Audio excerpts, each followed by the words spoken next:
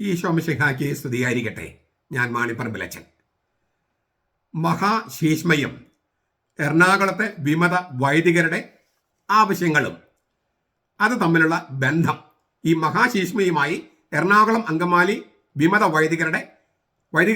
വൈദികർക്കുള്ള ബന്ധം അത് നമുക്കിന്ന് ചർച്ച ചെയ്യാം. നാം കുർബാന ചൊല്ലുന്ന വിശ്വാസ പ്രമാണം നിഖ്യ വിശ്വാസ പ്രമാണം എന്നാണ് അതിന് പറയുക.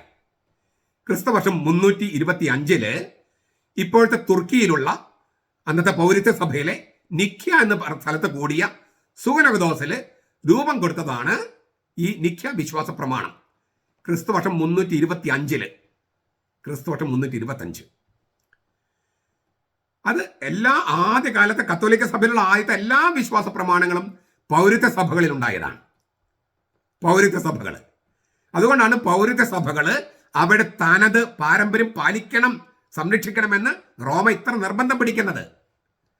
അങ്ങനെ ഈ പൗരത്വ സഭയിലുണ്ടായ നിഖ്യ വിശ്വാസ പ്രമാണം 325 അത് 381 കോൺസ്റ്റാന്റിനോപ്പിളിൽ വെച്ച്, തുർക്കിയിൽ തന്നെ, അതും പൗരത്വ സഭയാണ്, അത് കുറച്ചുകൂടി വിപുലീകരിച്ചു.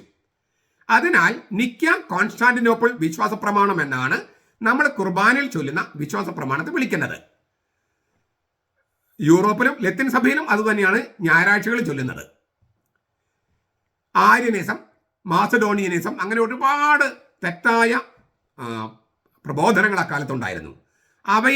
അവയ്ക്ക് തടയിടാൻ വേണ്ടിയാണ് സഭ എന്താണ് വിശ്വസിക്കുന്നതെന്ന് നിർവചിച്ചതും വിശ്വാസ പ്രമാണത്തിന് രൂപം കൊടുത്തതും ലിറ്റർജിയിൽ അത് ഏറ്റുപറഞ്ഞതും.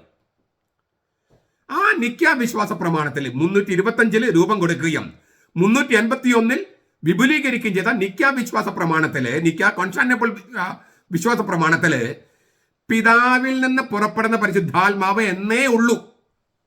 പിതാവിൽ നിന്ന് പുറപ്പെടുന്ന പരിശുദ്ധാത്മാവ്, ഇതാണ് കത്തോലിക്ക സഭ അംഗീകരിച്ച വിശ്വാസ പ്രമാണത്തിലുള്ളത്.